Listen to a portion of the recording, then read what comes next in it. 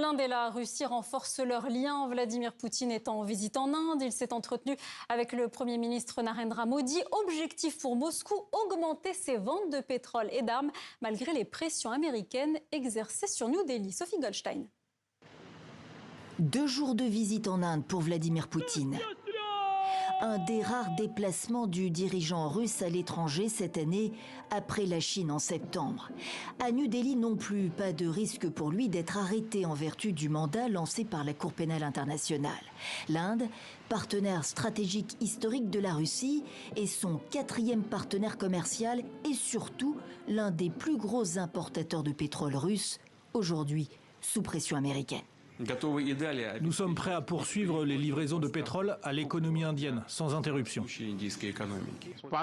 Vladimir Poutine est donc venu vendre le gaz, le charbon et le pétrole russe, au moment où l'Inde a considérablement réduit ses achats pétroliers, les importations de brut au plus bas en 3 ans, au profit des hydrocarbures made in USA. C'est la conséquence de la surtaxe douanière de 50% imposée à New Delhi par Washington dans l'objectif d'assécher le financement russe de la guerre en Ukraine. Concernant l'Ukraine, l'Inde est pour le parti de la paix depuis le début. Nous accueillons tous les efforts dans le sens d'une solution pacifique et durable de ce dossier.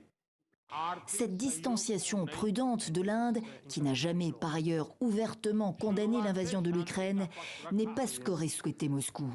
La coopération bilatérale n'est pas remise en question, loin de là, elle va se renforcer, annonce le Premier ministre indien. C'est notre priorité commune. Nous nous sommes mis d'accord sur un programme économique pour 2030.